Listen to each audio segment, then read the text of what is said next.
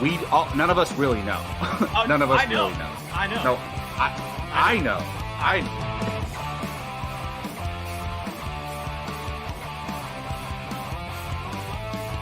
Perfect timing, Keith.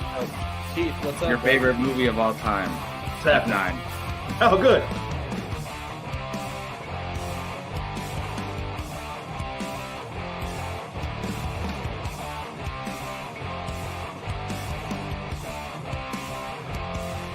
How is there any other choice than Remember the Titans being number one? I'm curious. I'm spoiling mine, but Well, let's see. Here we go. Yeah, that's a good I'm question, not even Brian. done talking. you shouldn't be talking at this point. Hello, everybody, and welcome to another edition of Apocaflix. Now, I am your what's the word? Co-host. Think of a fancy word. I don't know. I'm your host for the evening. With me are my friends, as always. I have Jacob on the left, Gio on the bottom. How you guys doing today? Doing pretty well. It's a rainy, windy day. I was outside half the day at work, but it's fun. Oh yeah, you're mostly outside, huh? Well, now that it gets dark so early and all that, we try to keep the kids inside as much as possible, but they always want to play outside. They don't care how cold it is, how wet it is, how dark it is. Doesn't matter. Fun fact, Jacob and I work at the same school. I mean, we're the same. It's like the same campus. Yeah. The campus is technically K through 12. He's on K through 5. I'm on 6 through 12. So, yeah. If it makes you feel any better, I get to push a cart full of computer equipment every period in the rain.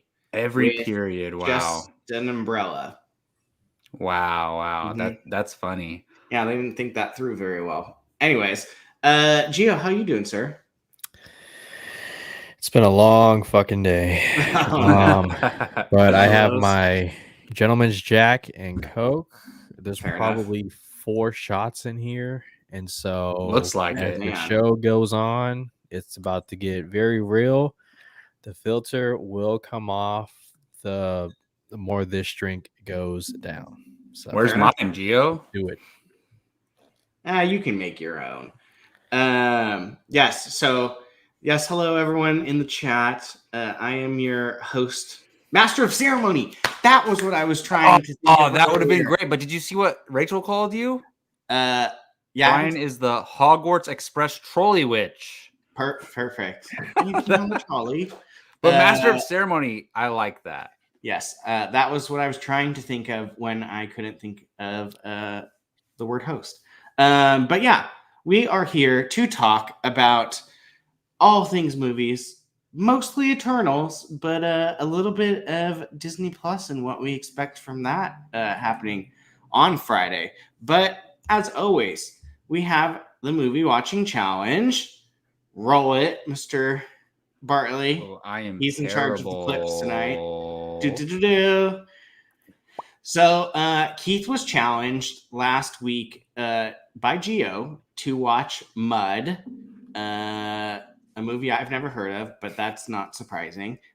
Keith is not here, obviously, so he will probably put out a little review at some point in the week. But with the challenge, the new person has to be challenged, and Keith has challenged moi this week. It's been a while since Keith, or since I've been challenged, and I can only imagine what Keith wants me to see. Keith and I's taste, I feel like, are kind of opposites. They're probably the most different out of any two on the crew. So like, I'm definitely a little bit more like, oh crap, what am I going to be watching? So with that being said, Mr. Bartley has the control, and I don't know what it is. It's in the image is in the banner area, so this is literally a shock to me. So, Mr. Bartley, if you will. Here we go. Brian will be watching U571. effing knew it was going to be this movie because I'm pretty sure he has challenged every single person to this movie. It has came up a couple times. This is I literally was like, it's going to be that submarine movie. I think he challenged Gio to it before. I don't know if it won, Brian, you are so effing lucky, man. Why? A lot of people don't know this is a David Ayer movie. Like, okay, man. I knew it was going to be a submarine movie. Well, David Ayer written movie. Who's in this movie? Do we know? Well, Matthew McConaughey's in the movie, Bill Paxton and Harvey Keitel.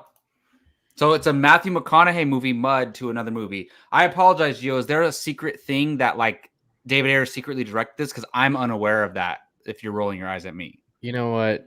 No, we're not doing this tonight.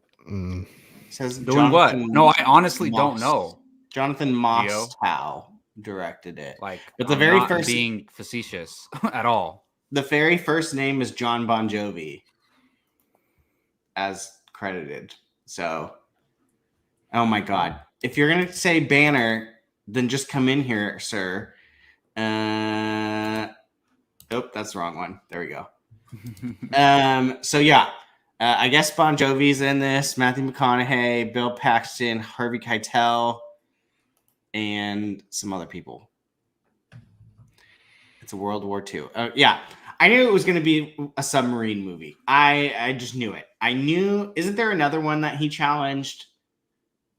A submarine movie? The Jack Ryan film, the Alec Baldwin one, Hunt for Red October. So, like, Keith loves submarine movies. Clearly. So, submarines. But yeah. All right. That is what I'm going to be watching. U571. This should be interesting. I knew it wasn't going to be something that, like, I readily knew. Like, wasn't going to be Good Will Hunting. Or I thought maybe a Tarantino. I thought he might throw that in, but U571, 2000s war thriller. We'll see how that goes. But all right. So our next topic that we are going to be moving into is the fact that Disney Plus Day is happening on Friday.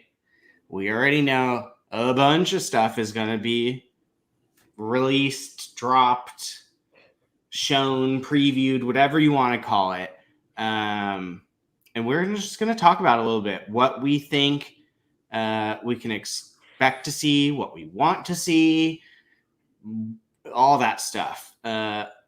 Gentlemen, the floor. Anyone feel they want to jump in right away? I mean, it's not hard to guess what I want to see. I want anything Kenobi. Just that if they can give me any information, trailer, teaser, Anakin talking, something, that would just be enough for me. Because Star Wars is my favorite franchise of all time. Obi-Wan Kenobi is my favorite character.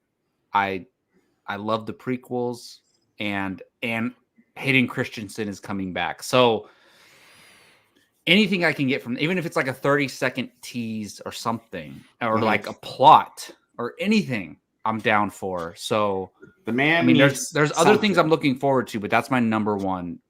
Okay, so that's your number one. I definitely think that there will be something. I hope so. I tend to lean towards a teaser, no more than a minute, with the very last thing just being it maybe like go black and you hear okay, that was a little raspy, something like that. I was trying to make it loud enough so that I'm just curious, how are they going to handle this? Because he's Vader at this point. Yeah, I mean, he's a young Vader, but they're gonna fight. She already said probably flashbacks too. Yeah, I hope we get flashbacks, to be honest. I honestly would not be surprised if we get like a Clone Wars type flashback. That would be amazing. But in live action though. So I could see that. Yeah, I want more of the opening scene of Revenge of the Sith, where I mean, as far as flashbacks go, if we're gonna get that, I want Hayden Christensen and Ewan McGregor on a mission somewhere, kind of like a flashback along the lines of that opening scene in Revenge of the Sith when they landed in the ship and were just the back and forth banter. I mean, that was the two of them at like the best. So. Agreed. Coughed at the wrong time.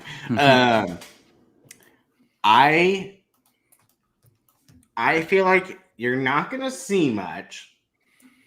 It's gonna just be like maybe like a long shot, and there's gonna be just like old lines from the prequels and probably A New Hope voiceover, probably like the "You're my brother, Anakin," like that line. Maybe Kenobi's just like walking in the desert of Tatooine or something.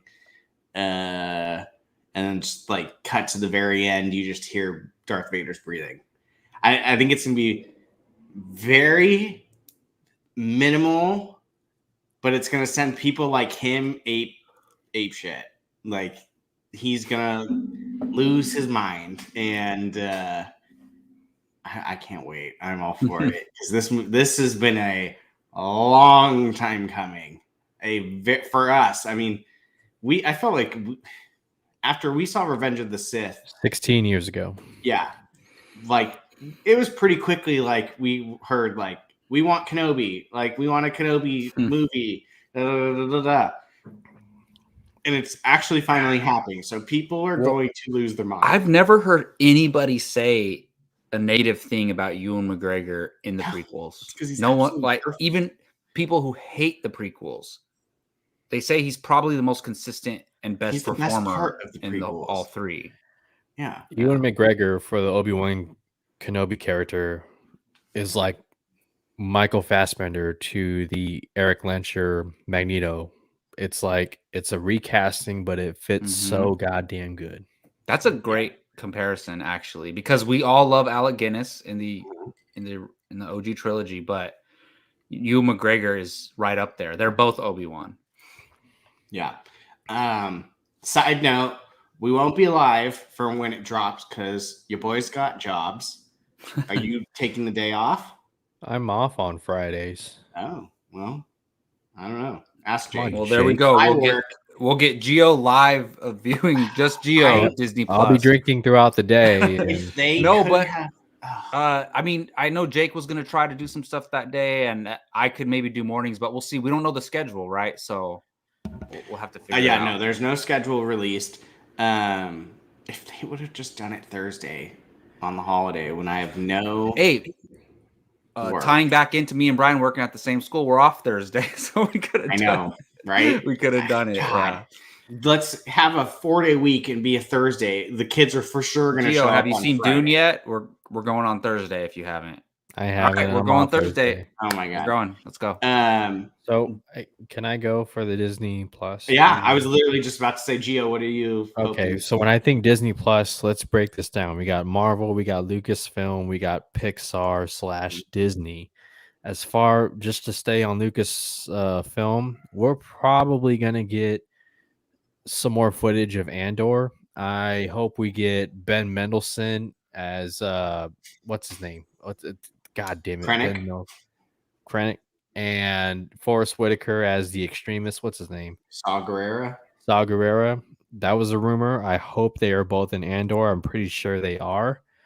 I would like more information on Kevin Feige's Star Wars movie. There was a rumor that Chloe Zhao was handpicked by Kevin Feige to direct that Star Wars movie. Yes, please. Coming off Eternals. We'll see about Patty Jenkins' Rogue Squadron. I mean, apparently that movie got pushed back a full year, and so that's troubling, especially coming off of Wonder Woman 84. We'll probably get more footage of the Book of Boba Fett, an early preview, maybe concept art of season 3 of The Mandalorian. And who knows, maybe they pick up right after Visions and they capitalize on that and say, hey, we're doing more stuff, so on and so forth. But that's all I got as far as Lucasfilm goes. No, I completely agree with you. I honestly think that if we are to get a full trailer, Andor would probably be the one.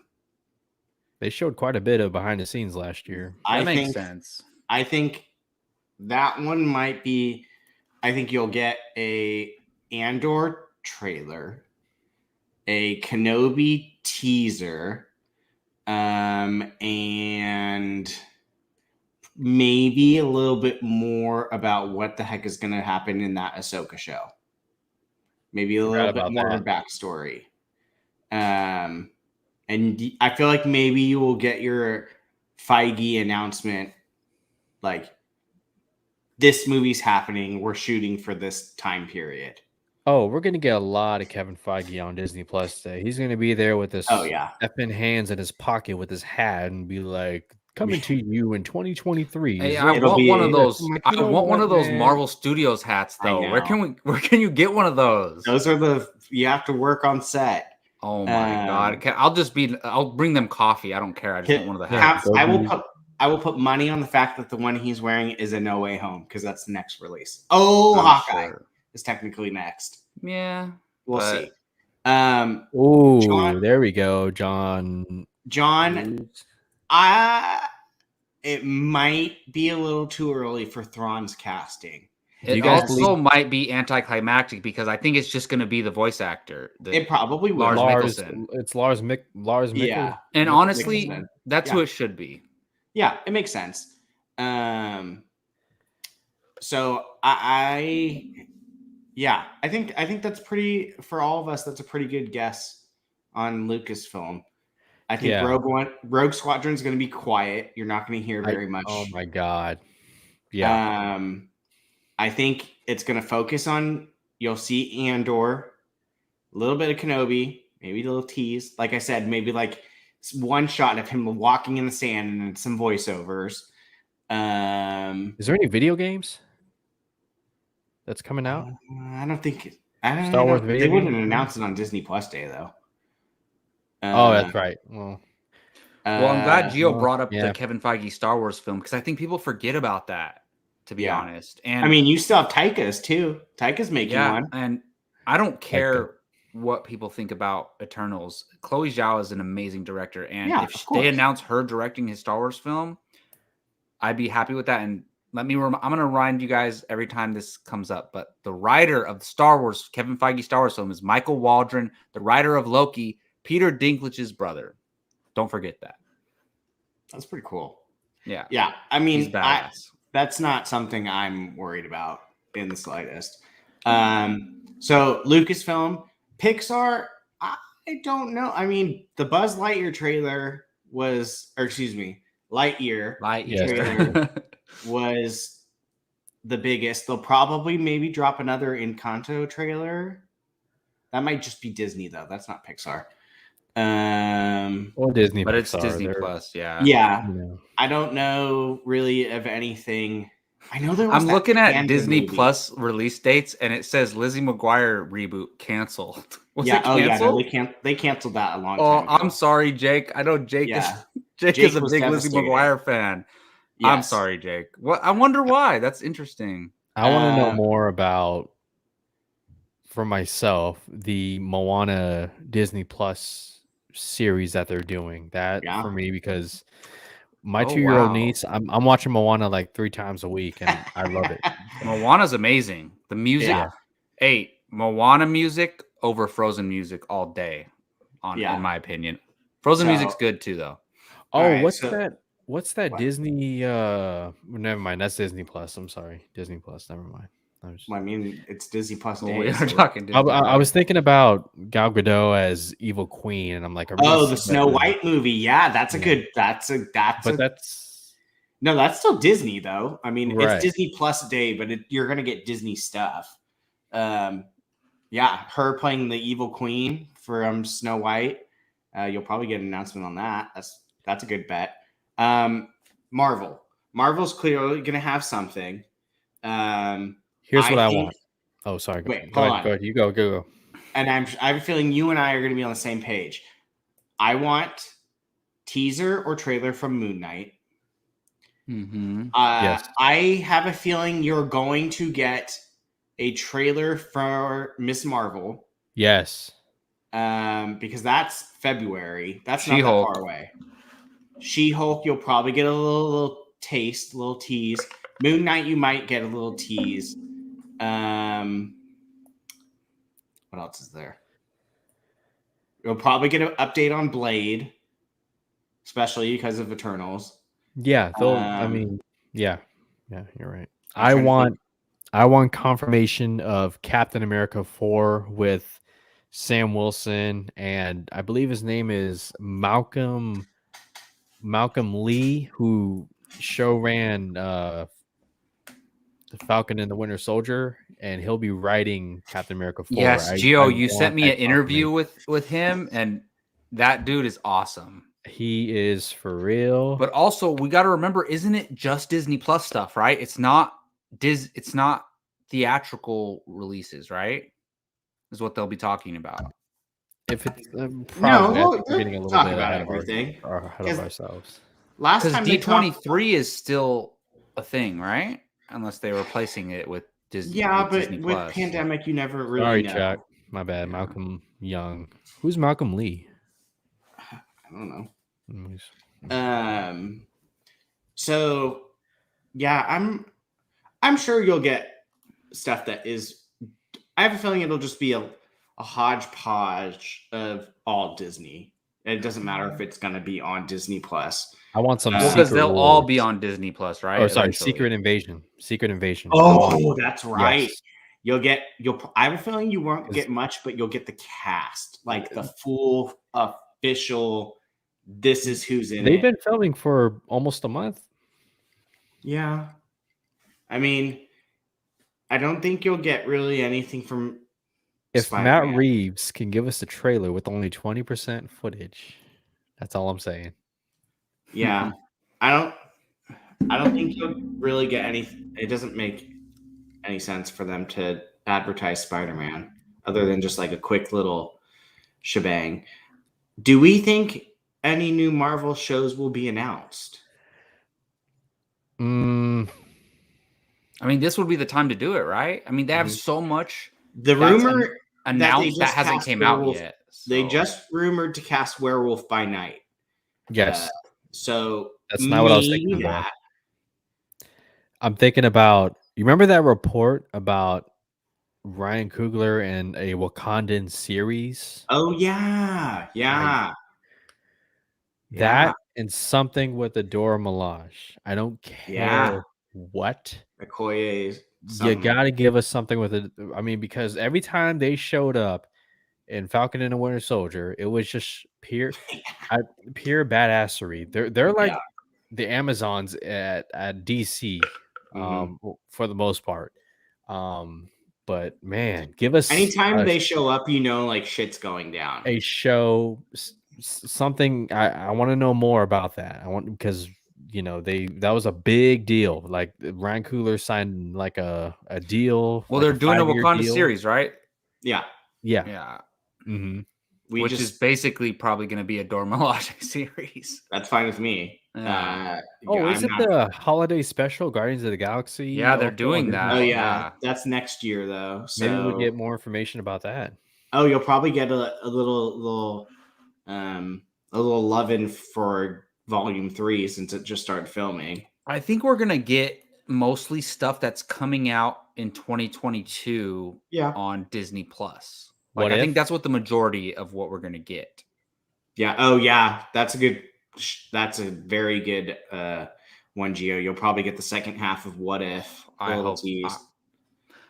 feel like What If, like it came and went, like nobody's talking about it anymore. But I loved What If, honestly. I absolutely loved it, and I'm excited if they do something for season 2.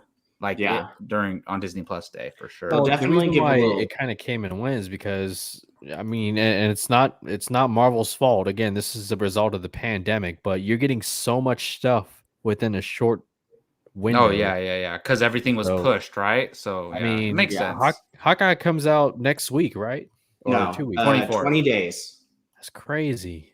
Yeah. I mean, 20 days. Oh, so they're sticking with that Wednesday, when they were dropping Loki on Wednesdays. I like that. Actually, I don't. RD Films with an underrated comment right here in the chat. yeah, exactly. All the movies. He's the go-to voice actor. Yep, he's playing all the characters in all the movies now. It's official. But yeah, so check in with us on Friday for all the good stuff Disney Plus is about to drop. Gio, last word? I mean, no, I was quickly going to say National Geographic. What's that Jeff Goldblum National show? Treasure? What's that? Oh, yes. Yeah, you'll probably get some National Treasure. National Treasure. Jake's ears just perked up. A series, and you better find a way to have Nicolas Cage involved somehow. I hope so. Something. And I don't like him very much. Do what they did at the what was that Bradley Cooper movie where he takes the pills, Limitless, and then they had like Limitless. A series or a show where like Bradley Cooper showed up in the first episode. Yeah, do something like that with National Treasure. Have Nicolas Cage show up in the first episode, and I don't know, like have him be a professor somewhere, and just that could be a person she hangs out with. There you go. But yeah, so check in on Friday. We will have tons of stuff that we will be talking about, Disney Plus related. I honestly will probably just be having it streaming in my classroom. My kids are not going to be doing anything that day. But yeah, so ladies and gentlemen, this is what you came for. Our spoiler talk of the newest Marvel film, The Eternals. Oh, excuse me. Eternals. Don't be like IMAX where they just on the board where it shows the movie, they're like now showing The Eternals. I'm like, yeah. The person who does that works at a movie theater. They don't know the official title. Come on. Yeah. I've been corrected many of times. But no, Brian, it's funny because when we started talking about Eternals, you were the one who used to correct us because I was saying The Eternals and you'd be like, nope. Eternals. Yeah, I know. I have a habit now of doing like the new Spider-Man movie, the Eternals movie, the Hawkeye series. So yes, this is the Apocaflix Now. Yes, this is the Apocaflix Now episode about the Eternals. No, this is simply the Eternals. We are going to deep dive into this for almost an hour. We're hoping Keith and Jake can magically appear. So we can have just a full discussion. Whether or not that happens, so be it. But we have a lot to talk about. This was at one point, best film. What is the Academy Award for Best Picture? Best Picture. Thank you. Well, at one point, they were talking about this being the best picture. Then it got trashed as the worst Marvel movie of all time. And now it seems to have just kind of gone quiet a little bit. So this movie has gone up and down. So we're just going to talk about it. I literally spent days. This is changes that from the comics, and this is what I caught during the movie. So I'm ready to go. But initial thoughts. Let's start with Gio. I'm very curious to hear what you think. Well, first off, throughout this conversation, I will be turning to Brian to help inform me because I am not an expert on the Eternals. I will admit that right now. I proudly sit with the normies. Hey, everyone. So, Eternals, I was really hoping to watch it a second time because it's that deep of a movie for myself, especially compared to all the other Marvel movies that have come out. No shade thrown at them. Again, Marvel proven successful formula. Come on now. We don't need to get into that. But as far as this movie, sorry. What? I was saying bye, John, because he hasn't seen it yet. Yeah, if you haven't seen it, John, this is your last chance. John, I could literally identify the characters by names and I don't know. I mean, I don't even know these character names, but what I will say is the best thing about Eternals, aside from the technical, we all know the movie's gorgeous, beautifully shot, the sunsets, the landscapes, the camera work and whatnot. It's the characters. Mm-hmm. I am so fascinated by these characters. They have like depth to them. Um, the relationships they have with each other, the relationships that they have with humanity, the best and the worst part about humans, the struggle, the conflict. Um, y- Film Twitter is correct. And by film Twitter, I mean critics and bloggers and fans and just normal people who, follow movies. Um, Normal people as in people who don't really, follow news that much and whatnot. It's just it's just a fascinating movie and one that I really, really want to revisit. And there's something to be said about that. The rewatchability of this movie. For some people, you're gonna watch it and be like, "Oh, that's not for me. I'm not gonna watch it again." Until you watch it a couple years later and be like, "Damn, good or bad." Let me know in a couple years. But yeah, Eternals. What a movie! What a movie! And it's just there's a lot going on. That's all I'll say for now because I can be on the mic for another 2 minutes. So, well, I don't think you said whether you like it or not. there are things that I really love about it. Like I can recall just sitting 2 times there them talking and I about think I was DC sitting next to characters. Keith and I was just like, I really love this movie. But then there are things that, didn't sit right with me. And again, upon repeat viewings, I might feel differently now that I know exactly what I'm walking into. A big problem that I have is the amount of exposition that they cram into this 2 hour and 37-minute movie. It's a lot to digest, but for the most part, I fucking love it. Wow. Wow. And they said 2 DC character names. They did. We're gonna talk about that. Like That was odd. yeah. And did No, you it know was that just there was odd. a We've Star never Wars heard color? like either. There was a Star like, Wars coloring book on the in Fastos' house. that scene was funny when they both Well, like we already rush out knew to the Star living Wars was room and then canon like anyways. she picks up the book and he grabs it from her. That was Yeah. hilarious. We already know they've mentioned well, Star Wars multiple times. There we go. It's just There you us go. boys. I'm I so will bummed say, because I like, really haven't heard anything from Jake. So because you reminded me of that scene where they're spying on, is it Fastos? They're spying on him. which one? Fastos, the technology guy. Yeah, that's Fastos. Yeah, they were spying on him, like talking to his son, and then like he sees him, and they run out to the living room, and like she picks up the coloring book, and then Icarus grabs it from her, like he's like, I don't care, I'm gonna act like I'm reading the coloring book, and then she picks up the coffee cup. That was hilarious.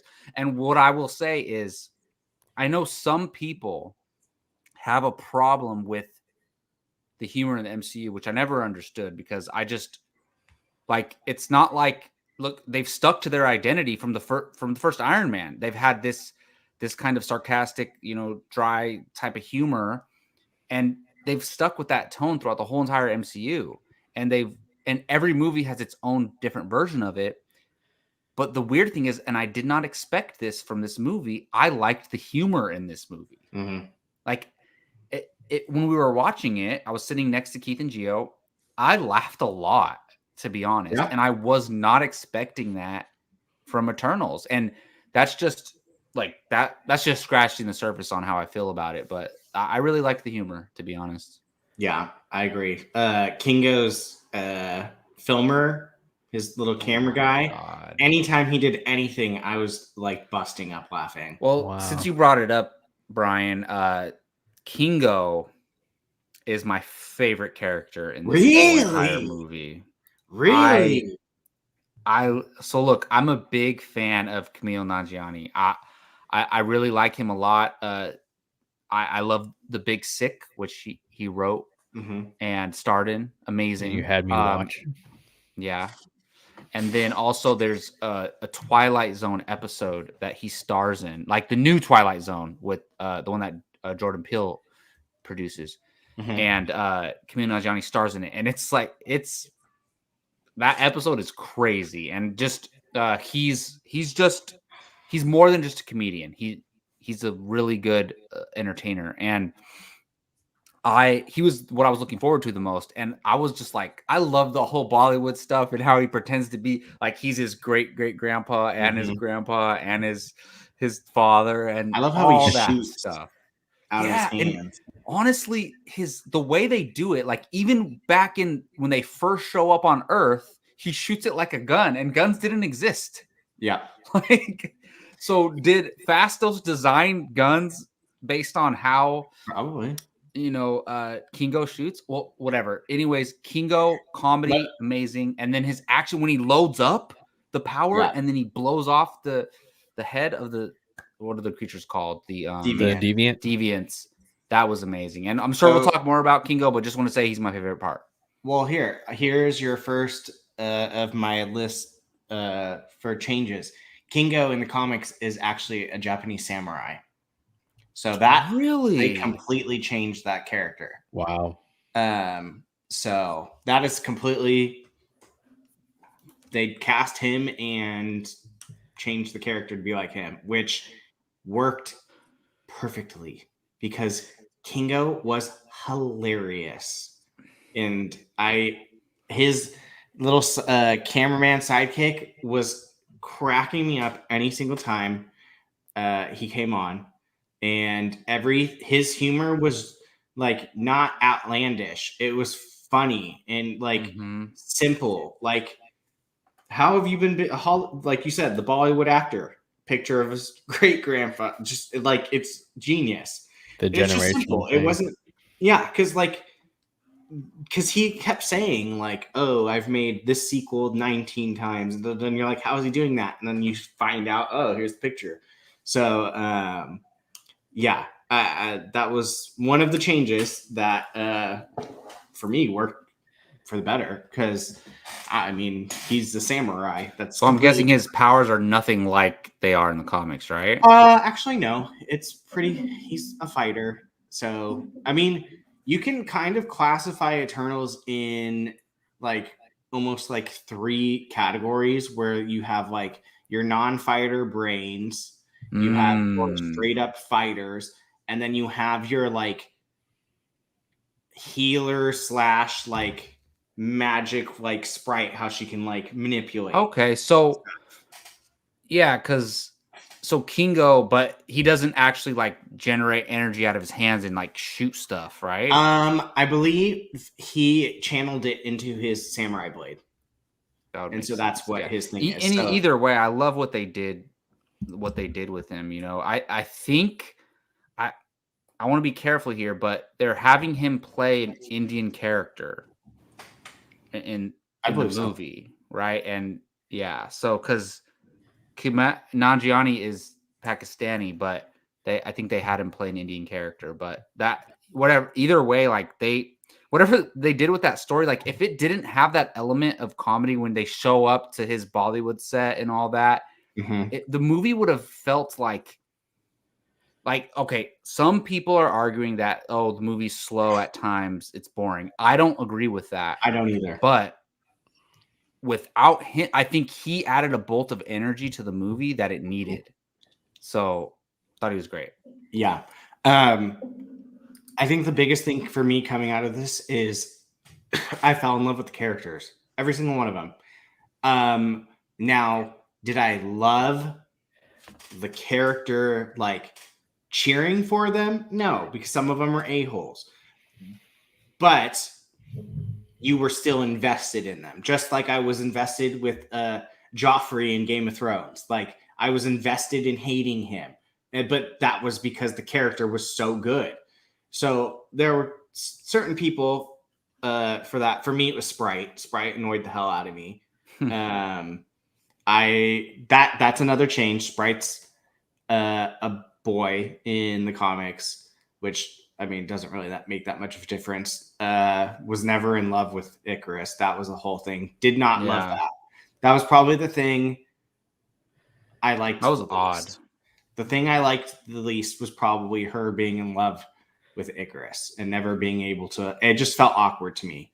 Like I was sitting there a couple times going like, they're not gonna like kiss because that's gonna be really weird and not okay. Well, the Like it problem with was that is they never uncomfortable. established it from the beginning either. Yeah, it was weird. That was probably the thing I hated the most of the whole entire movie.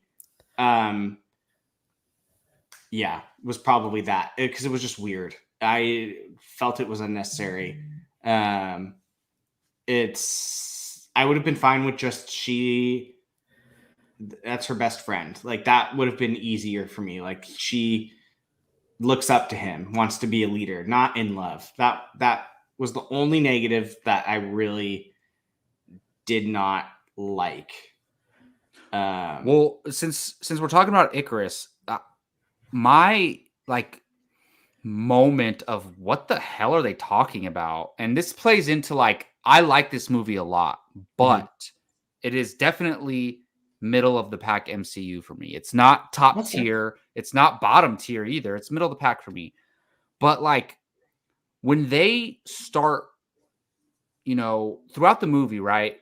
Salma Hayek character Ajax, she dies.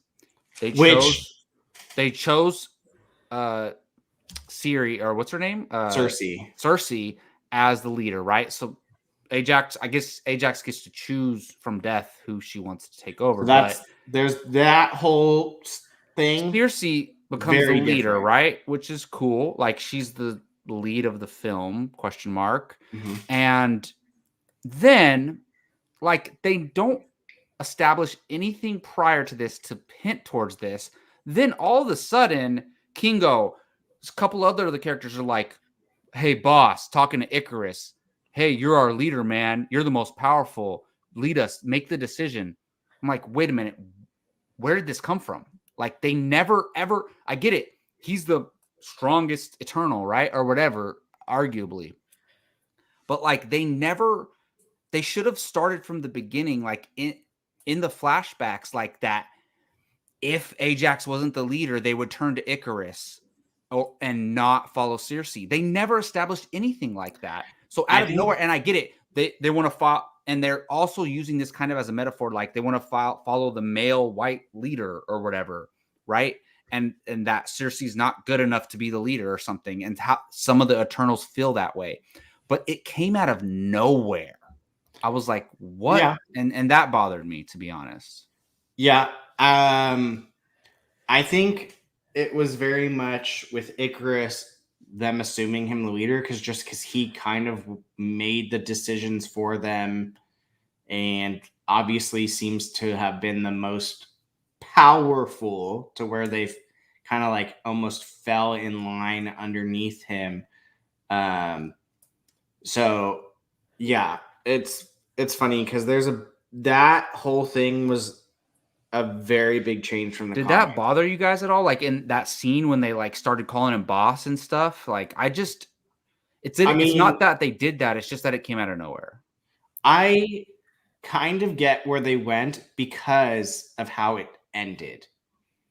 Yeah. Because in the end, Ajax was like, no, like you cannot make the right decision because you only think of completing the mission, whereas Cersei is more thinks things through in like what is the best one. So that's why her power, I think, didn't just automatically go to Icarus because everyone assumed he's next in line because he is bossing them around, which I get.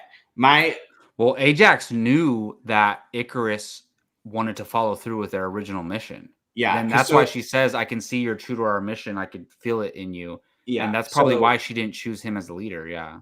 So Icarus, that is very him in the comics. He is has a mission, is going to complete it, conflicted at times. Not conflicted at times where he's going to kill other Eternals. Are him and Cersei an item in the comics? I mean, they have a tryst, but it's not like it's not a huge thing. Cersei is actually how do I say this without being Rude. She likes to. She lives very freely. We'll She's say promiscuous. Yes, in the comics. She's actually extremely powerful in the comics. Like I'm talking like levels of Scarlet Witch. I mean, I could see that because if she can, I forget the, they have the character that they stopped. He has a name. The Celestial that they stopped. Oh yeah, has that a name. was Is it Tiamat. Astros or something? No. Oh wait, which one? The one that she froze, the or Celestial that he froze? That's That they Tiamat. froze. Okay, so The one that they like if take she's able orders to from.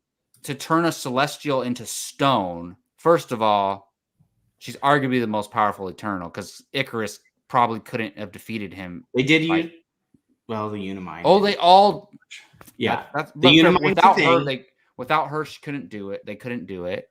So the Unimind is a thing in the comics, and it's called that. Yeah, the Unimind. Oh, that's funny because they made it like a joke. Like that's a terrible name, but no, that's literally what the name of it is. So before we move from Icarus, like this is going to be something that like I get. Like Jake said earlier, this is one that the more you watch it, the more you're gonna love it. I think I'm just so like upset with Richard Madden being the bad guy. Yeah. That like I still haven't gotten over that, but like in the like years from now, I'm gonna be like, that was a really good plot twist. So that was a bummer to me. Because I was looking forward to him being around for a very long time, and I don't know. He might not be dead. Okay. Do you think he's dead? No. Gio? Because look, they can take a lot of beatings before actually physically dying, and I don't know if the sun would kill him. I know that I don't know. I hate that they say that they're immortal because they're not immortal. They are ageless. They're eternal. Yes, they are eternal in the age. They are not immortal. They die. In the comics, they don't die. In the comics, you have to manipulate their matter and basically like put them in a box and throw them in the ocean. And you just don't see from them again. They don't die like they did in the movies. So that what was that Charlize Theron movie where they were basically guard? Yeah, that's kind of like that. Yes, essentially. Yeah. So yeah, I hated the fact that they used the word immortal beings. I get it. They're ageless. They live forever. If they live forever. They don't get hit by a bus, right? Or no, they can take a bus hitting, but like someone can kill them. Like Scarlet Witch could kill them. Yeah. So anyways, we're all over the place. Gio, you have anything? As far as what? Just whatever you want. I'm all over the place. Let me go back to Kingo's cameraman. Okay, hold on, really quick. This is what I'm thinking possibly. Maybe. Like, yes, this version of him is dead, but maybe there will be another. I got the sense that there's like unlimited versions of each character, which is 100%. They're like, very what's that movie, iRobot, where they just keep shooting them out? People are calling them robots. Like, if you open up their chest, is there wires? No, they're like humanoids, essentially. So, they're like, the Celestials are able to create organic. Yes. Like, yeah. So in the comics, they basically like took humans, spliced them, and gave them powers. That makes sense because if a like godlike being like a Celestial puts together organic material and creates a being, they're a robot to the Celestials, basically. Exactly. Right? Exactly. Yeah, that makes sense. Okay, sorry, Gio. Go ahead. I don't even know what I was going to say. Kingo.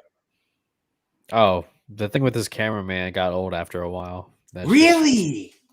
After about a couple times, I'm like, I get it.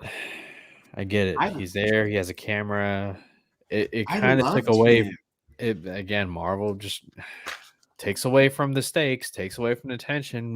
Breaks the tension, and does a. I don't know. I thought it did it too many times, but as far as Icarus being a leader goes, you got to look at all the characters at the time when they started treating him like a leader. Ajax, there's a reason why. No, wait, never mind. Ajax didn't go to Icarus. Icarus went to Ajax, right? Mm-hmm. In the Ajax they were in was there, and Icarus came to her, and she told him the story. right. Yeah. Well, Cersei wasn't really ready to be a leader. She was still kind of like, what do I do? What's my purpose? This and that. And then you had Kingo, who was kind of like I don't know. I got my own thing going on. Yeah, And then he you was had kind of like Brian Tyree Switzerland. Henry, who had a family. And then you had Sprite, who is kind of just following along. And then who else am I missing? Druig and Makari. Ugh, best parts. Some of the best parts. Yeah, I mean, we don't see the speedster until like when Makari, you actually get to the ship. That's where she is. And as far as the other guy, he has his own cult like thing going on in the woods. Yeah. So Druig is actually a bad guy in the comics. Like he's actively like does things against the Eternals. So in the comics they have so you know how Ajax was talking to Erishim, like, and it was only her. In the comics, that person is called the Prime Eternal, and like that is like their job. And with that comes like some enhanced powers and stuff like that. Druig is always trying to get that. Like that is his end goal in the comics, is to become the Prime Eternal and just basically like have all the powers. To the point where he works with the Deviants too. So that was a change. He seemed like a questionable character though. Like yeah, he seemed like one of those who could go bad anytime. Yeah, and the Makari and him thing isn't in the comics because they're both dudes in the comics. So I mean, that okay, Chuck, don't. I will say, don't. It doesn't. We don't know, but don't. Her fighting Icarus was dope. I loved that, how she was fighting him. Yeah, I loved her. I want to see more of her. Her and Druig, I'm kind of obsessed with now, just because the actor that played him. The actor was great, but was so honestly, I got to be honest. Makari, that might be the best fighting from a speedster we've ever seen on screen. Oh, easily. To be honest, and I'm talking both Quicksilvers. I mean, Quicksilver from X-Men universe is great, but it's the different it's like we get to see from what it looks like from his perspective, right? Like, because everything's slowed down, which I love. Days of Future Past, amazing scene from Quicksilver, but when she's fighting Icarus, like that's how speedster fights. And I don't think any movie has done speedster fights very well. And look, I'm a big fan of the Flash show. I always have been. But those were always TV budgets. But I think that's the best use of speedster powers we've seen. I agree. And Jake, I 100% agree with you. Yeah. Oh, wait. Favorite character of this movie? Go. Okay. Best I don't know if I would say favorite for me. Well, he said that coming out of the movie, but I think Druid might have been my favorite coming out of the movie. I'm not saying like overall, but the action wise with the speedster, amazing. Yeah, the main thing I loved coming out of this the most was just the characters. Like I there's certain things of each one that like I fell in love with. Like, I mean, we haven't even talked about Athena, Angelina Jolie. It's all right with Athena. Look, Angelina Jolie is Hollywood royalty, lover. Athena kind of took a back seat in this movie, in my opinion. She had important scenes, and what she was dealing with was deep, but she took a back seat, and I kind of like that they took that decision, because you could have made Angelina Jolie the star of the movie, right? Like the lead of the movie easily, but they kind of made her a side character, like a background character compared to some of the other characters, and she's very strong. In general, so like she couldn't just go out. I feel like they kind of were like afraid to just put her out there, just kicking everything. Yeah, and it seems like, I mean, we'll talk about ending at later, but like it seems like next time we see Eternals, we're gonna see Thena, Druig, and Makari. Like it seems like that's who we'll see next, other than along maybe with whatever Eros. the other. Maybe? Eros and Pippin. I was talking about wherever the other ones are. Yeah. Go ahead, Gio. Hey, here's to Makari. Makari. I love Makari. So Jake said earlier this one. Fun fact: Cersei is partially responsible. So I'm guessing he's talking about the comics, right? That Cersei is partially responsible for creating the Ebony Blade. So that depends on what one you're reading. So he is right in that aspect. She does have a very connected story to Black Knight, hence why she gave him the ring, Dane Whitman the ring. So let's just go. We'll just get into Black Knight. Dane Whitman, played by Kit Harington. What did we think? Did we like him? Are we excited to see more? Where do we think they're going? I personally enjoyed him way more than I thought I was going to, for the little that he was in there. No? I mean, other than the post credits, and help me, this is why we conversate. Why is he in the movie? Because they set up like what, 4 characters?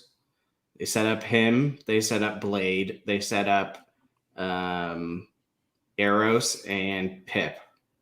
So Brian, inform us, is Black Knight involved in the Eternals at all in the comics? Other than Cersei being partially responsible for and all with that? The Eternals, not so much. With the Avengers, yes. He is a Avenger. Like he's awesome. His story, if you love medieval, get ready for a fun time, because which I do. I'm all down for a knight in the MCU. Like it's like another version of Thor in a way, and very different.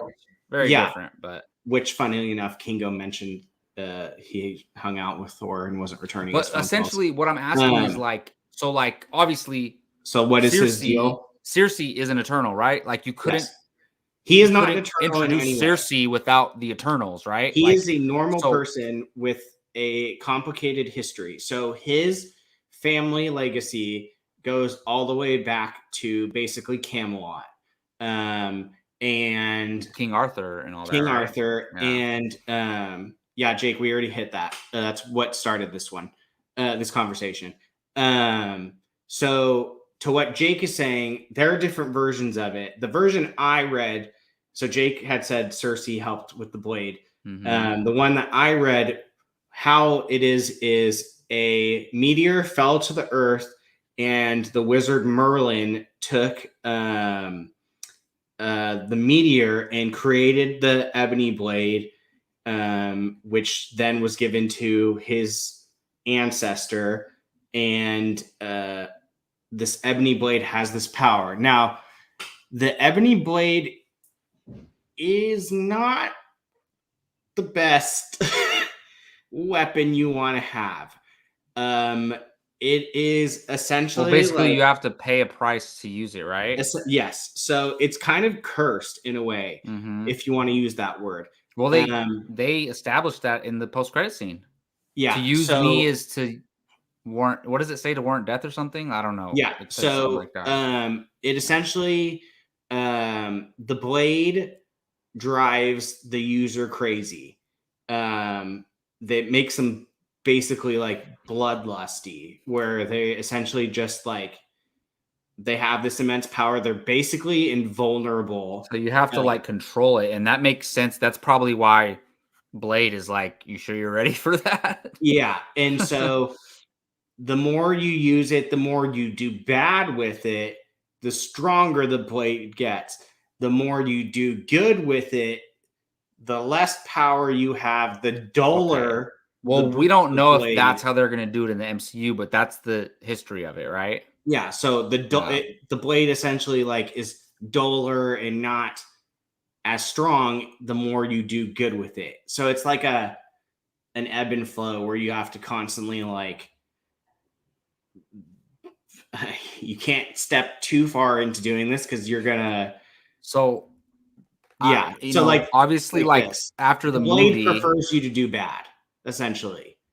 The blade nice. is bloodlusty and wants you to murder and kill and do all this, and then obviously you'll go mad and people will be like, all right, well, this person's killing people, we need to take him out. Well, other than like the curse and the potential danger of the blade, I heard some badass things about this blade that, well, first of all, like once he grabs or touches it, he just gets embodied in all his armor and all that, which is awesome.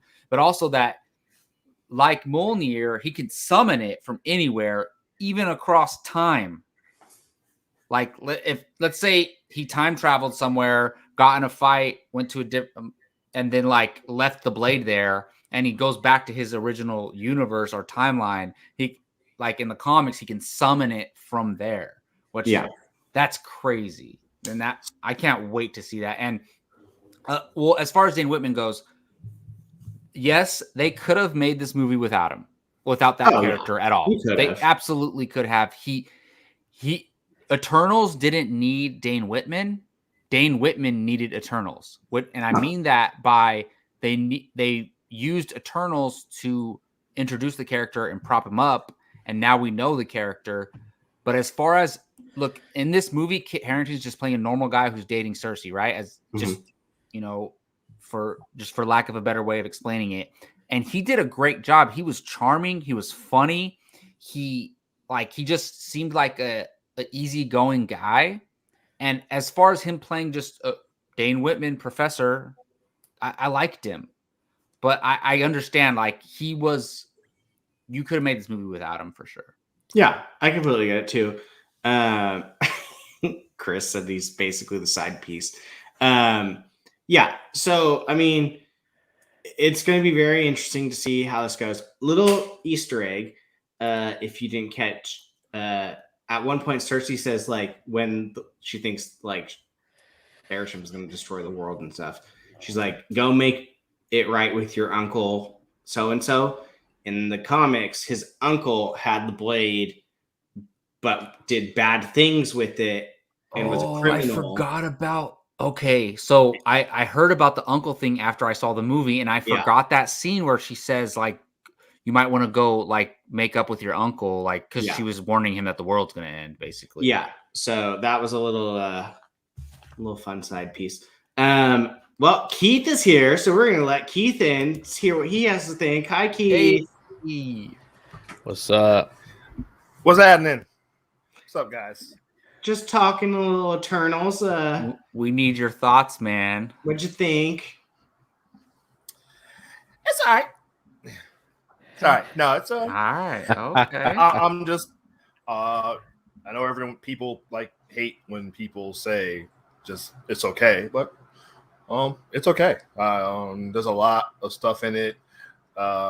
Chuck, Keith, I like how we're lined up like this. Yeah, exactly. Oh exactly. My goodness. Rachel, also good evening. But yeah, no, I enjoy. I think it's pretty good. I don't think it's bad. There's people that are acting like it's the worst movie ever, and that's annoying. Gio and I talked about it on Friday, where I think people just want to have an MCU movie to kick around. It's been a while, so I think people are. Yeah. So I think people are overdoing it with some of the criticism. But yeah, there's some really good stuff in it, but there's a lot of stuff that I did not like or didn't care for, I should say. What is something you enjoyed? Well, first of all, being a cinematography nerd, I mean, it looks incredible. Love all the scenes, the shots. I mean, it's a beautiful looking movie, and I also think the performances are great. But like all the performances are really good. I'm familiar with. We talked about it several times on the show. I didn't watch Game of Thrones, so I don't know anything about some of these actors. But Snow you know, the and ones, Rob Stark. yeah. But they did that Yeah, yeah, yeah. that street interaction on purpose for sure, which was funny. Oh, 100%. right. Are they? Do they interact on the show at all? Or are they like enemies or something? Or They're brothers. They're brothers. Yeah. oh my gosh! Wow. Yeah. Oh my god. Okay. Wow. That's huge. Okay. Oh, that's funny. Wow. Okay. That's cool. Yeah. RD Films, what's up? Good to see you again, or good to have you here again. But yeah. Well, that's funny. I wish I knew that. But well, both those guys were really good. You know. And I love Gemma Chan. It's cool to see her obviously playing a different role in the MCU. It's cool. I thought she was really good as lead. But yeah, you know, the action is pretty good. It's pretty good. There's not a whole lot of it. There's nothing really in it that we hadn't really seen before necessarily. I mean, maybe the speedster, Makari, I think is her name, versus Icarus fight. Very brief as it was, that was really good. I could have used more of that, but you know, overall, I mean, it's a pretty good movie. I'm looking forward to seeing it again. That's I want to watch it again. I think a lot of us agree that we want to see it again. Yeah. I was trying to go see it this Sunday. I didn't get a chance to see it again. Me too. Maybe take the kiddos, but It's a 3-hour commitment. It is. It is. You're not wrong. And it does feel like it. Unfortunately, it's one of those ones where there's a lot of it that does stretch for me. I didn't get that feeling, but maybe because I was into it. So. There was one. Yeah. There was one part. Yeah. Well, because there's so, and again, one thing that I told Joe, just I don't. And this is me. Okay, I'm not. This is probably just a me problem. Your opinion, but I didn't get the real sense of, and maybe because so much of it was just these characters were kind of isolated in different parts of the world. Like obviously Salma Hayek living way out in South Dakota or wherever it was, in the middle of nowhere, literally.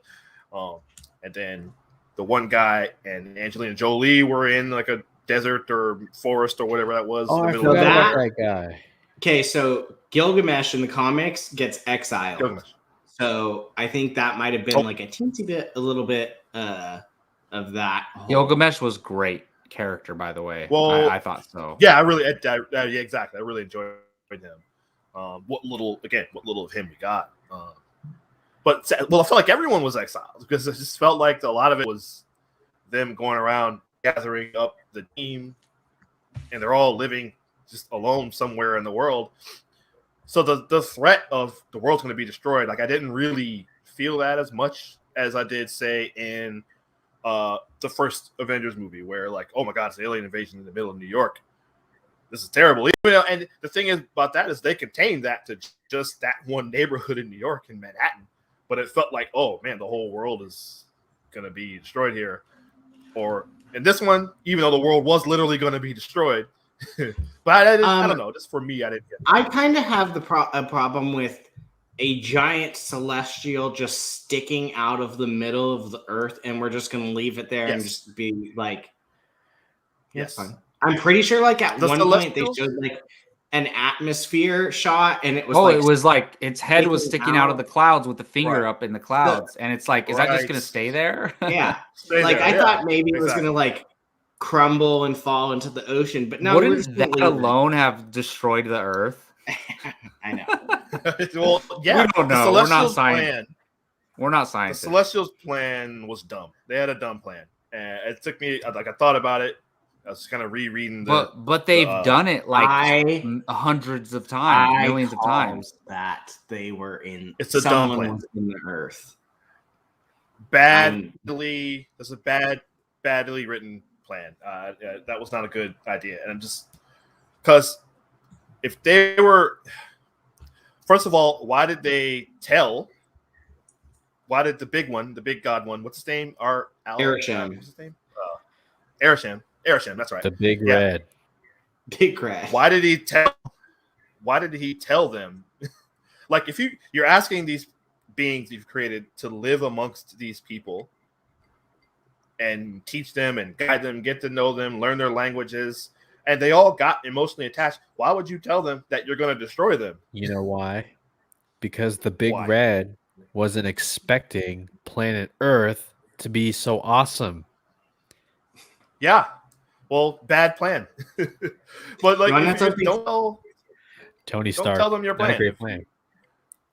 Because they turned on it's like every Bond villain. They tell their whole entire plan and then it gets foiled. Come on. I mean, what do you expect at this point? That doesn't. If they've been doing this for, you can't tell me in millions of years it's the first time that's happened.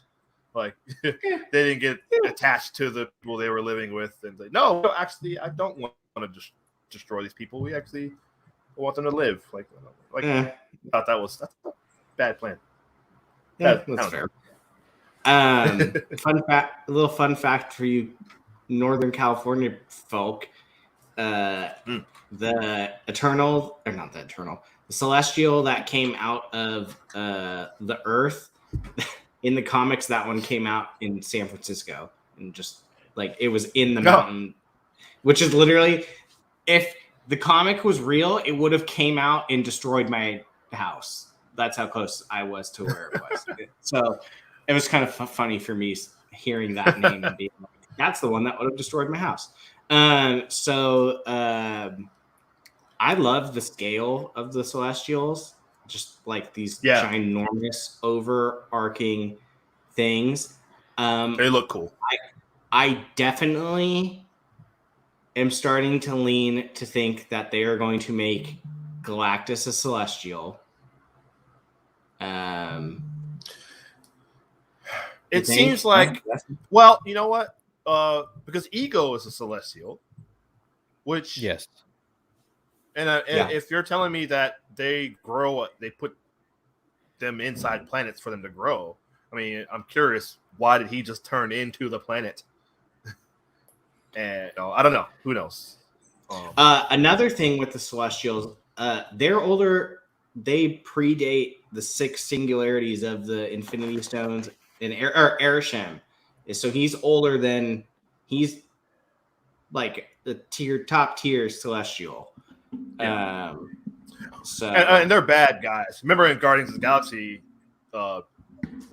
Benicio del Toro said they were using them to destroy planets all around the. Well, is Ego a Celestial? He is, right? Yeah. Mm-hmm. That's what I was talking about.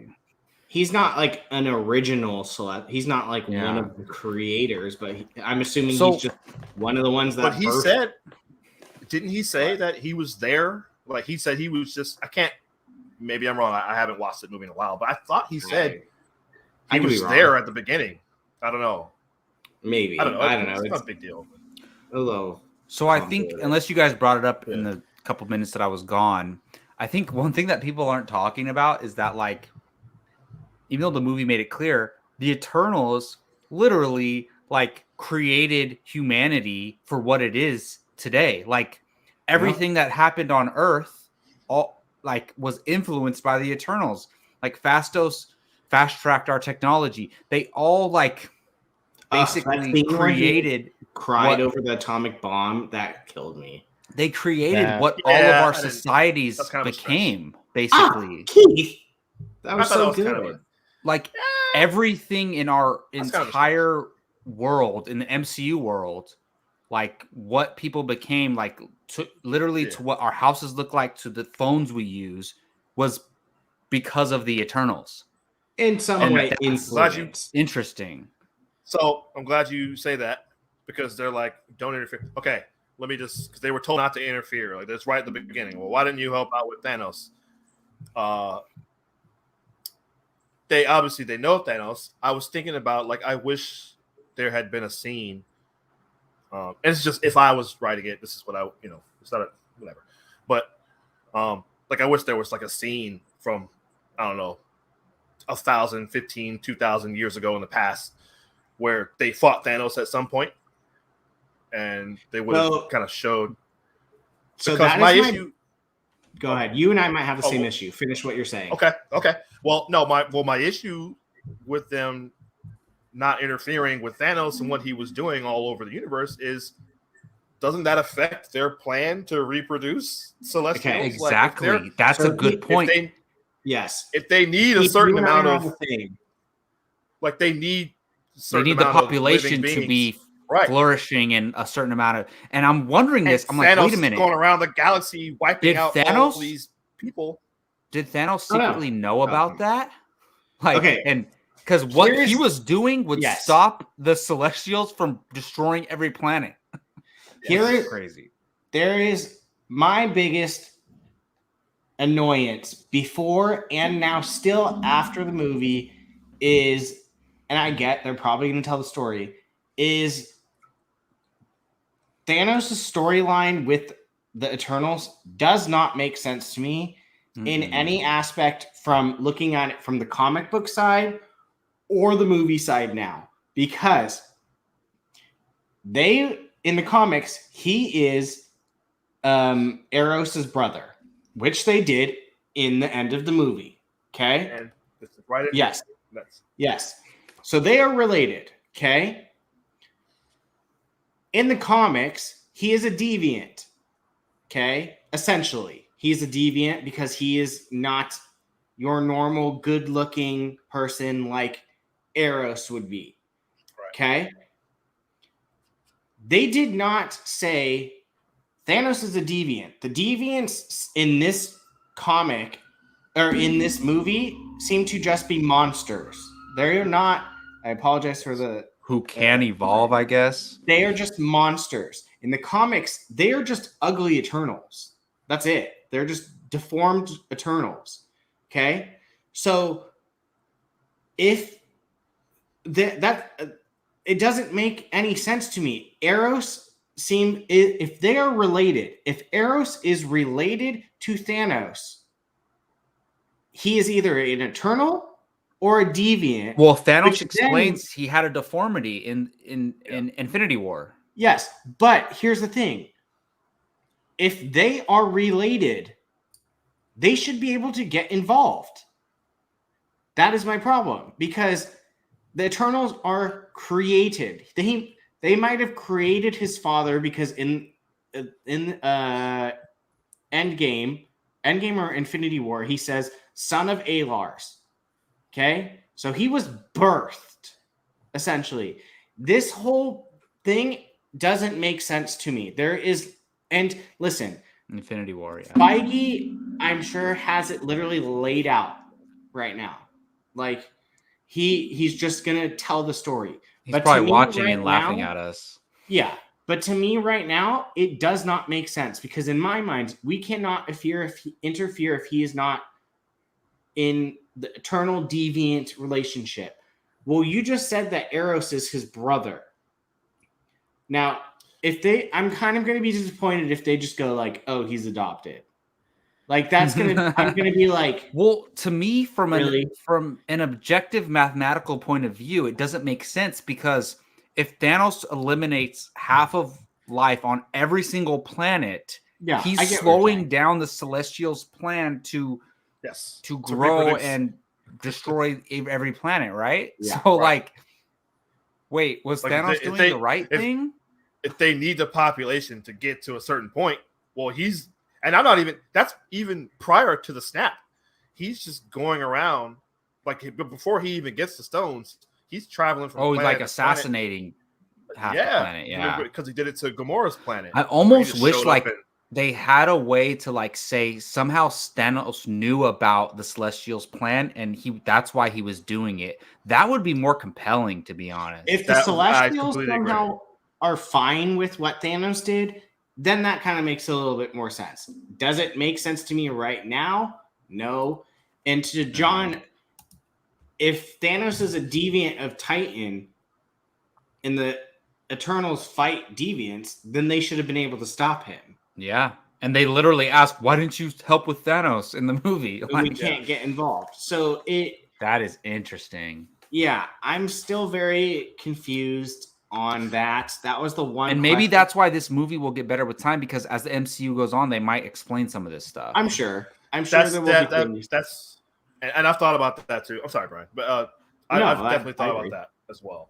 I wish, as far as this movie, I just wish there would have been more of this cosmic stuff, because so much of this movie, it was just on Earth. and I was really expecting there to be more cosmic stuff to not explain all this, but show more of this stuff. And I don't know, maybe this didn't want to get too into that too soon, but yeah, I don't know. All the Thor movies take place in space, and Guardians of the Galaxy is in space. I mean, I think this could have been more space cosmic stuff too. Yeah, that's fair. I don't know. So we've got 10 minutes. We have not touched the end credit scenes. Well, we kind of did with Blade. So first end credit scene, we see Druig, Makari, and Thena on the Domo, where Pip and Star Fox, aka Eros, show up. It's Patton Oswalt. Yeah, Patton Oswalt as Pip. I didn't know that. That's so good. Harry Styles as Eros. I mean, I knew this was the part. I didn't know Pip was there. I knew Harry Styles was coming. It got spoiled for me. I had no idea. I was annoyed because the teenagers that were behind us literally didn't care about the movie at all until the second he showed up on the screen and started screaming. Look, Keith and I don't even know who Harry Styles is because we didn't even know that was Harry Styles. Yeah, exactly. So yeah, he shows up. He says, "I know where your friends are. Let's help them." He's from One Direction, right? Yeah.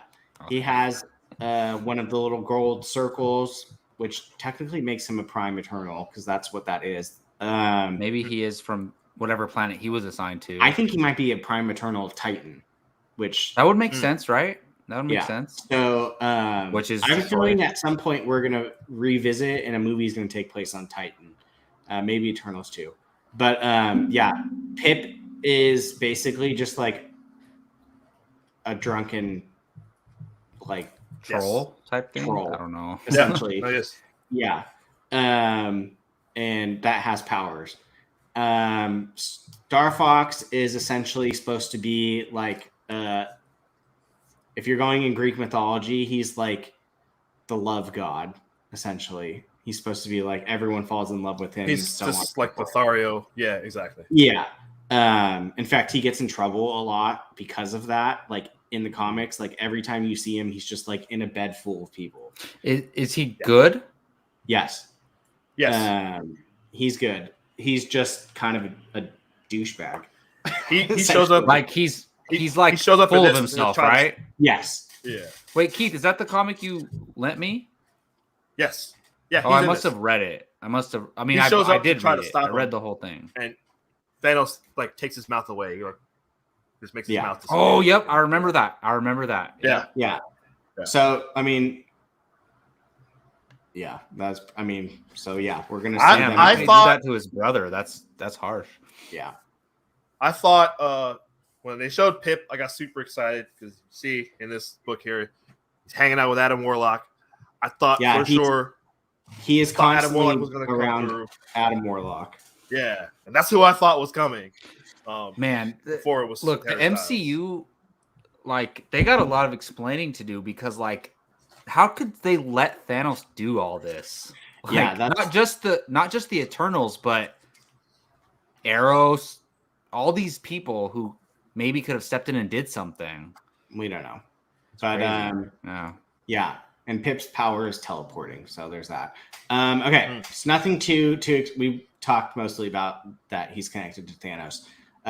One last thing for me that definitely, Mr. Blade's voice was heard for the first time. Mahershala Ali. So Blade is officially here now, not physically, but it's happening. Vocally. Yes. Vocally. Yeah. What do we feel? What are our thoughts? Keith? Yeah, Keith. Hey, you guys saw me. I flipped out. As soon as we heard that, we all looked at each other. Jacob, and I looked like, who was? And I went, oh, that was Mahershala Ali. And then me and Jake looked from like, Jake and I were like 5 people separated from each other. We were like, was that was Mahershala Ali? And we flipped out. Yeah. I was wrong. I thought it was the Watcher. I was like, there's no way. Well, when you said that, and I said, oh, maybe it was because Jacob said it too, and I was like, oh, it did kind of sound like that. Like both would make sense. Like it could have been either one. Yeah. But, so, isn't there a scene? I heard when I came on, you guys were talking about the sword.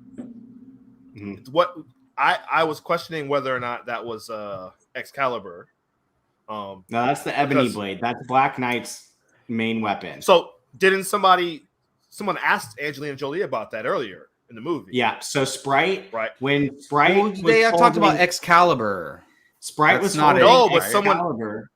And she asked, though, is that the ebony blade? And she was like, no, that's Excalibur. So Sprite was holding Excalibur, and she goes, oh, is that the ebony blade? And she goes, no, that's Excalibur. This is why I need to watch this movie again. Right. Yeah. That's why I was asking that. That's why I thought, well, is his sword Excalibur? Because I thought maybe they were blending the two. So they were just chilling with Excalibur, but we should address this a little bit. I mean, Supernatural. I mean, this blade, I have a feeling they're probably going to change blade. And we always have to keep that in mind. It's not directly how it is in the comics. Yeah.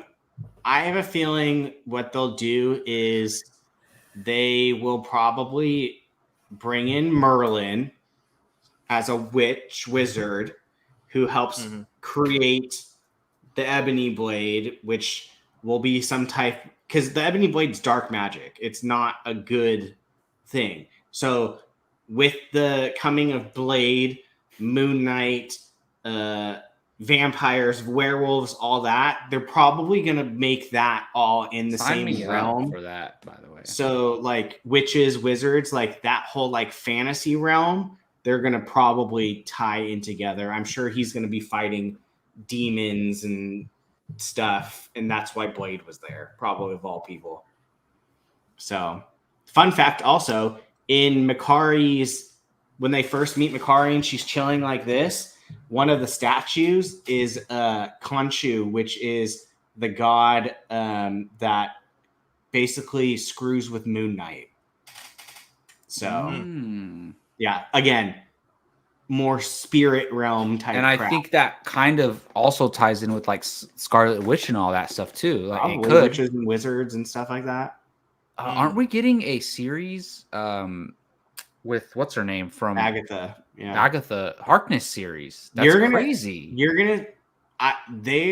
This has made it very clear that they're gonna go very into space and witches and wizards and I don't know what that's called.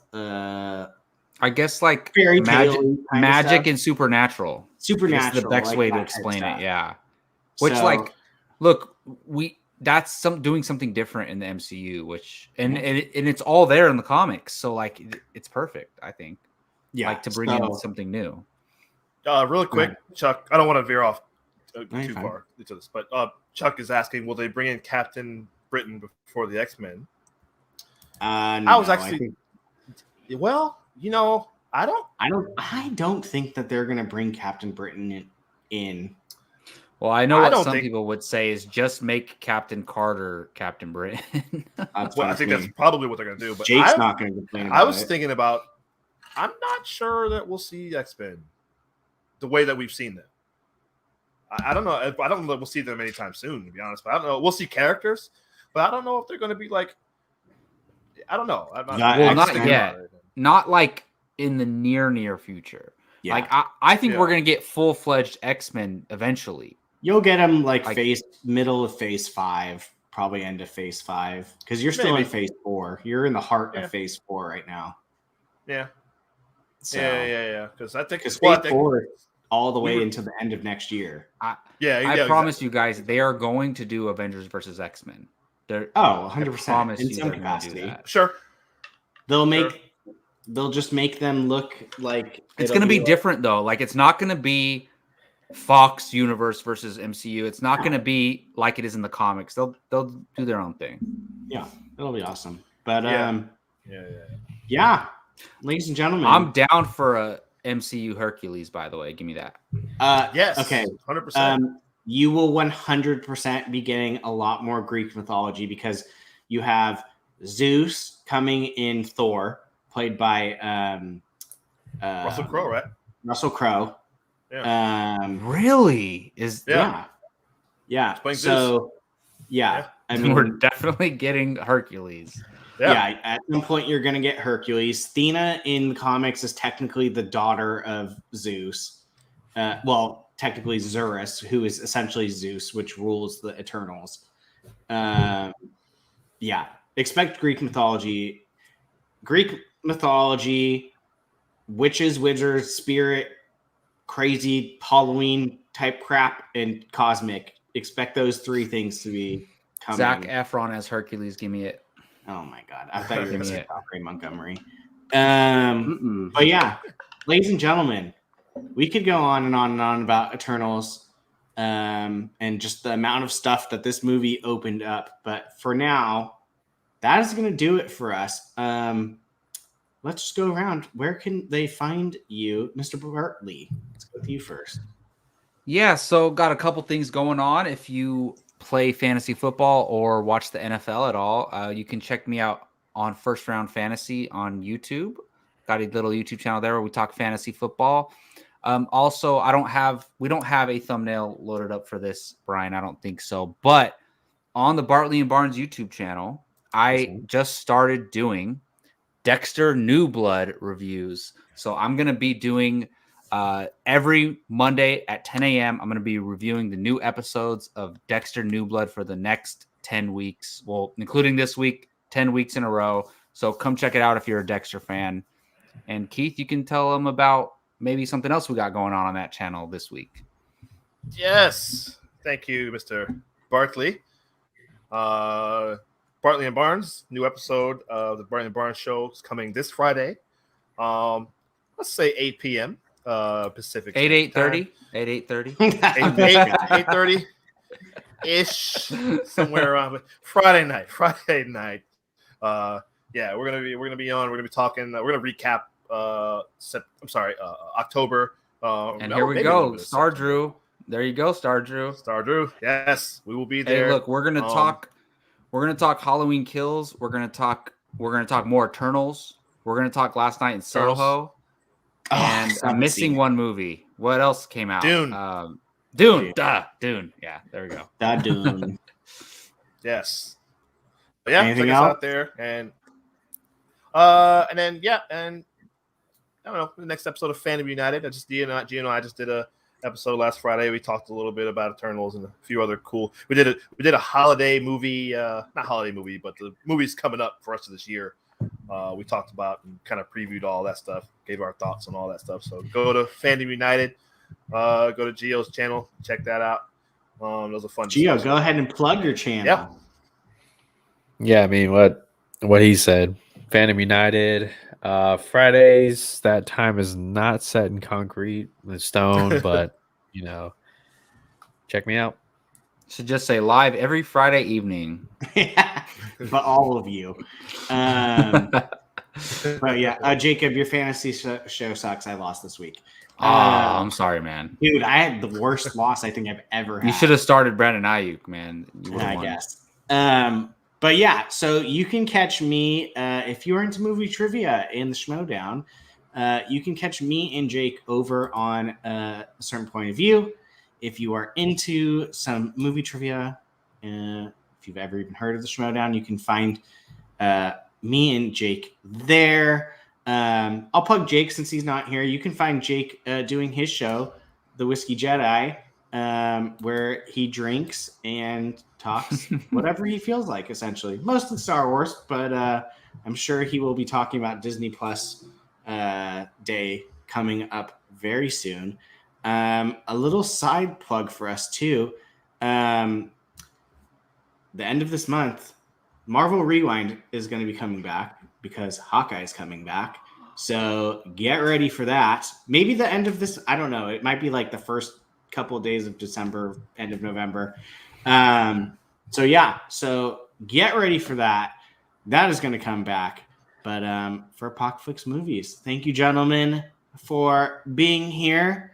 And to everyone watching, we'll see you guys next time.